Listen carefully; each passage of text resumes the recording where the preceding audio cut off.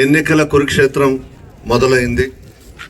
పేదలకు పెత్తందారులకు మధ్య యుద్ధం మొదలైంది.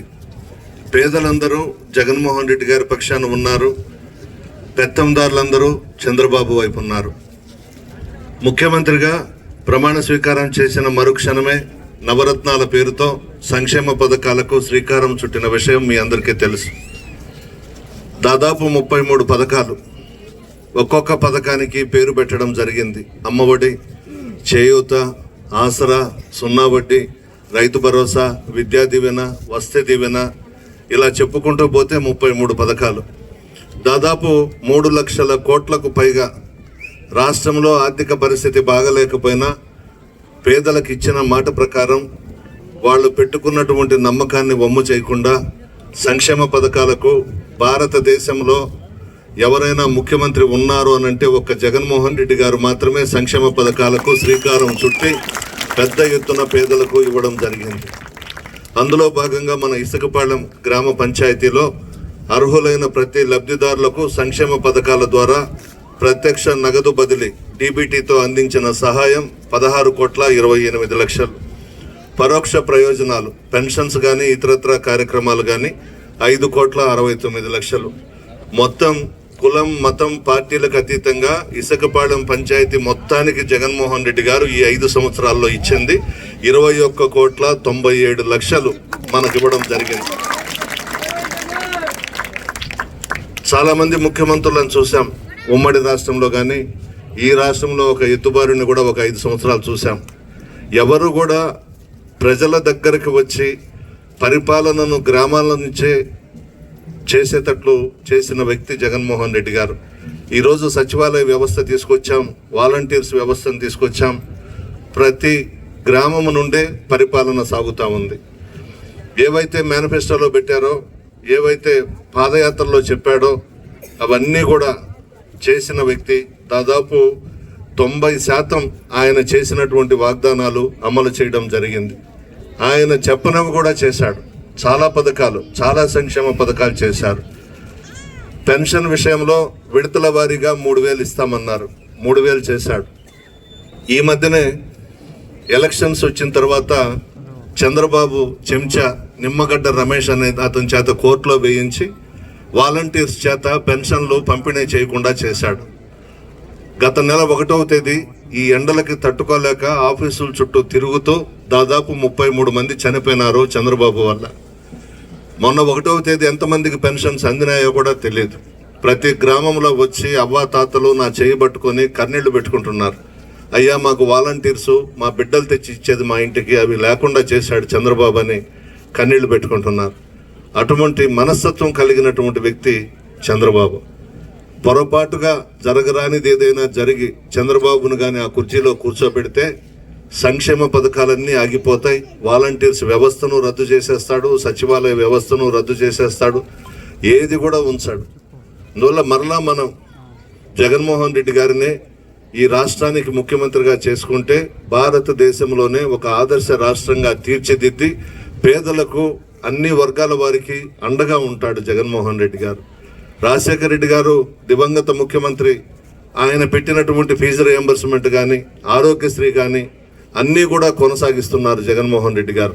ఈ మధ్యనే ఆరోగ్యశ్రీ కార్డు 5 లక్షలది 25 లక్షలు చేయించిన ఘనత కూడా జగన్మోహన్ రెడ్డి గారిది. వైద్యాన్ని పేదల ముంగిటకు తీసుకొచ్చినటువంటి వ్యక్తి. ప్రతి గ్రామంలో కూడా నాడు నేడు కింద స్కూల్స్ అన్నీ కూడా రూపురేఖలు మార్చినటువంటి వ్యక్తి జగన్మోహన్ రెడ్డి గారు. ఇన్ని పనులు చేస్తున్నాడు కాబట్టే ముఖ్యమంత్రి పదవి నుంచి జగన్మోహన్ రెడ్డి గారిని దించేయాలంట. చంద్రబాబు, పవన్ కళ్యాణ్, బీజేపీ, ఇంకొక పక్క షర్మిలమ్మ, ఈమె కొత్తగా తయారైంది. చంద్రబాబు నాయుడు చేతిలో కీలుబొమ్మ. చంద్రబాబు నాయుడు దగ్గర డబ్బులు తీసుకొని రాజశేఖర రెడ్డి గారి కుటుంబం పరువు అంతా తీసేసింది. తెలంగాణలో కొన్ని రోజులు తిరిగింది, అక్కడ నుంచి బయటకు వచ్చేసి ఇప్పుడు మరలా ఇక్కడికి వచ్చి సొంత అన్న మీదనే లేనిపోని ఆరోపణలు చేస్తూ తిరుగుతూ ఉంది. ఈ రాష్ట్రంలో ప్రజలందరూ కూడా జగన్మోహన్ రెడ్డి గారే మరలా ముఖ్యమంత్రి కావాలని కోరుకుంటున్నారు. అది ఎవ్వరు కూడా తుడపలేరు. భారతీయ జనతా పార్టీ, తెలుగుదేశం, జనసేన ఎంతమంది ఏకమైన సింహం సింగల్గా వస్తుంది. సింహం కడుపులో సింహం పుట్టింది. జగన్మోహన్ రెడ్డి గారు, రాజశేఖర్ రెడ్డి గారు ఇచ్చిన కడిగిన ఆణిముత్యం మనకు, కోహినూరు వజ్రం. పేద ప్రజల మనసు తెలిసినటువంటి వ్యక్తి, మంచి మనసున్న మహారాజు, పేదలు బాగుండాలని కోరుకునే వ్యక్తి. ఏదో ముఖ్యమంత్రి అయిపోయినా 4 రూపాయలు సంపాదించుకుంటే చాలు అని చంద్రబాబు లాగా అనుకునే వ్యక్తి కాదు. నిత్యం పేద ప్రజల కోసం ఆలోచిస్తూ ఏదో ఒకటి చెయ్యాలి ఈ రాష్ట్రంలో అని తపన పడే వ్యక్తి.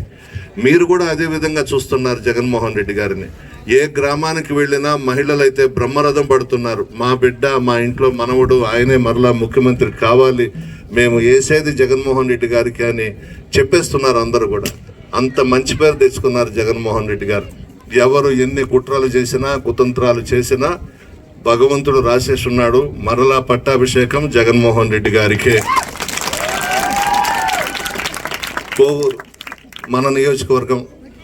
దాదాపు నేను, మా తండ్రి నల్లపురెడ్డి శ్రీనివాసులరెడ్డి గారు 11 సార్లు ఈ నియోజకవర్గంలో పోటీ చేస్తే 9 సార్లు గెలిపించారు మీరు మా కుటుంబాన్ని. మా తండ్రి గారు 3 సార్లు గెలిచారు, నేను 6 సార్లు గెలిచాను. మీ మధ్య ఉన్నాం, మీ కష్ట సుఖాల్లో భాగస్వాములైనాం. గడప గడపకు మన ప్రభుత్వం కార్యక్రమంలో భాగంగా 1,12,100 ఇళ్లు తిరిగాను కోవూరు నియోజకవర్గంలో. నా కాలు బాగలేకపోయినా జగన్మోహన్ రెడ్డి గారి ఆదేశాల ప్రకారం ప్రతి ఇంటికి వచ్చాను. చాలా మంచి కార్యక్రమం అది. బహుశా భారతదేశంలోనే ఏ రాష్ట్రంలో కూడా ఏ ముఖ్యమంత్రి కూడా ఎమ్మెల్యేలని ఇళ్లకు పంపించింది లేదు. అది ఒక్క జగన్మోహన్ రెడ్డి గారికే దక్కింది. చాలా సమస్యలు తెలుసుకున్నాం. ప్రతి గడపకు వెళ్ళినప్పుడు సంక్షేమ పథకాలు ఆ కుటుంబాలకు అందున్నాయి, ఇతర పార్టీల వాళ్ళకు కూడా అందున్నాయి. ప్రతి సమస్య మీద మనం కూడా స్పందించాం. చాలా మంచి కార్యక్రమం. సహజంగా ఒక ఎమ్మెల్యే వస్తే ఒక షామ్యానా వేసి 4 అర్జీలు ఇప్పించి 4 మాటలు చెప్పించి పంపించేస్తారు. అలా కాకుండా నేరుగా ఇళ్లకే వెళ్ళి మీ యోగక్షేమాలు తెలుసుకొని సంక్షేమ పథకాలు వివరించి రమ్మన్నారు జగన్ గారు. ఒక మంచి కార్యక్రమం. మీరు ఆలోచించాలి. ఈరోజు కోవూరు నియోజకవర్గంలో మొట్టమొదటి నుండి తెలుగుదేశం పార్టీ తరఫున పోరాటాలు చేసిన వాళ్ళని పక్కన పెట్టి ఒక రాజమాతకు టికెట్ ఇచ్చారు, ఒక నడమంత్రపు సిరికి టికెట్ ఇచ్చారు. ఎవరామె? వేమిరెడ్డి ప్రభాకర్ రెడ్డి గారి శ్రీమతి ప్రశాంతమ్మ. ఎవరు వాళ్ళిద్దరూ? మొన్నటి వరకు జగన్మోహన్ రెడ్డి గారి కాళ్ళ దగ్గర పడి రాజ్యసభ తీసుకొని 6 సంవత్సరాలు విలాసవంతమైన జీవితం గడిపి ఆయన భార్యకు తిరుమల తిరుపతి దేవస్థానంలో మెంబర్గా వేయించుకొని, అదే కాకుండా ఢిల్లీలో 4 రాష్ట్రాలకు సంబంధించిన తిరుమల తిరుపతి దేవస్థానం బోర్డు చైర్మన్గా వేయించుకొని 2 విషయాల కారణంగా మనకు దూరం అయినాడు. ఒకటి, నెల్లూరు టౌన్లో ముస్లిం మైనారిటీ సోదరుడికి ఎమ్మెల్యే అభ్యర్థిగా ప్రకటించారు జగన్ గారు. రెండవది కందుకూరు, ఒక బీసీ సామాజిక వర్గానికి సంబంధించిన యాదవ కమ్యూనిటీకి సంబంధించి మదన్నకి అక్కడ టికెట్ ఇవ్వడం జరిగింది. ఈ 2 కారణాలు ఆయన రెడ్లకు సపోర్ట్ చేశాడు ప్రభాకర్ రెడ్డి. రెడ్లకు ఇవ్వమని చెప్పినాడు. నేను ఇవ్వను, వాళ్ళిద్దరికి ఇవ్వాల్సిందేనని జగన్మోహన్ రెడ్డి గారు ప్రకటించారు. దాంతో అలిగి వెళ్ళిపోయి ఇప్పుడు ఆయనేమో నెల్లూరు పార్లమెంటు, ఈ రాజమాత ఏమో కోవూరు నియోజకవర్గంలో తెలుగుదేశం పార్టీ అభ్యర్థి. రాజకీయ ఓనమాలు కూడా తెలియవు, ఏమీ తెలియదు. ఎవరు రాసిస్తే అది చదివి నన్ను తిట్టేసి జగన్మోహన్ రెడ్డి గారిని తిట్టేసి వెళ్తా ఉంది. ఏమీ అభివృద్ధి కార్యక్రమాలే జరగలేదంట నియోజకవర్గంలో. నేనేయించిన రోడ్ల మీదనే వచ్చి నన్ను తిట్టేసిపోతా ఉంది. ఆ రాసిచ్చినోడన్నా చెప్పాలి కదా, ఇవి వాళ్ళు వేయించిన రోడ్లనే. అది కూడా లేదు. వాళ్ళు చదివేస్తుంది, మమ్మల్ని తిడుతుంది, వెళ్ళిపోతా ఉంది. మిమ్మల్ని అందరినీ కోరుకునేది, ఒక్కసారి నెల్లూరు ఎంతో దూరంలో లేదు. ఆ కుటుంబం సంగతి ఏందో విచారించుకోండి. ఆయన సంగతి కానీ ఈమె సంగతి కానీ బహుశా మీకు ఇప్పటికే తెలిసి ఉండొచ్చు, విచారించుకొని ఉంటారు అనుకుంటాను. ఒకవేళ లేకపోతే విచారణ చేయండి, ఏందనేది అర్థమవుతుంది మీకు. నేనేదో ఎలక్షన్స్ కోసం వచ్చి, ఓట్ల కోసం వచ్చి వాళ్ళ మీద చెడుగా ప్రచారం చేయడం కాదు. మీరు అర్థం చేసుకోండి. బలంగా డబ్బు ఉంది, చాలా చాలా డబ్బు ఉంది. ఎత్తుకొస్తారంట, ఓటుకి 5,000 ఇస్తారంట. బంగారంగా తీసుకోండి, తీసుకొని ఫ్యాన్ గుర్తుకోటేయండి. వద్దన అక్రమంగా సంపాదించిన డబ్బు, అన్యాయంగా సంపాదించిన డబ్బు తెస్తున్నారు. ఎందుకు వద్దనాలి? బంగారంగా తీసుకోండి. మీ మనసుల్లో ఫ్యాన్ ఉంది, మీ గుండెల్లో జగన్మోహన్ రెడ్డి గారు ఉన్నారు, మీ బిడ్డగా ఆశీర్వదిస్తూ ఉన్నారు. జగన్మోహన్ రెడ్డి గారు లాంటి వ్యక్తి శాశ్వత ముఖ్యమంత్రిగా మన రాష్ట్రానికి ఉండాలమ్మా.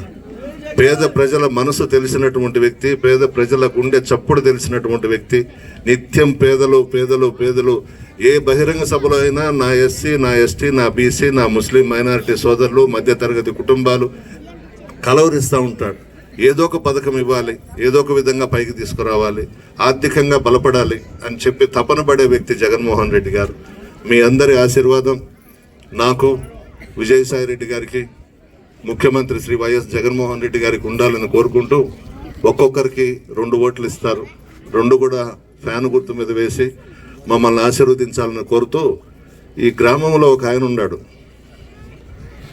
ఆయన ఏందో చెప్తున్నాడంట, రాబోయేది మా గవర్నమెంట్ అంత చూస్తానంటున్నాడంట. పిచ్చోడు అంటారన్నమాట. ఆయనేంది అవి జరిగే పని కాదు, అది జరిగే పని కాదు. ఆయన ఏదో కల అంత సీన్ లేదు కదమ్మా, పెద్ద అని చెప్తుంది, అంత సీన్ లేదంట ఆయనకి.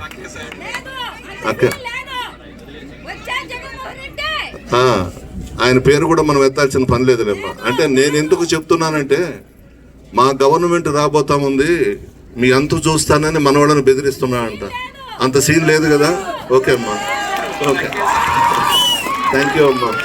మరిన్ని అప్డేట్స్ కోసం మన HN9 టీవీ ఛానల్ని సబ్స్క్రైబ్ చేసుకోండి.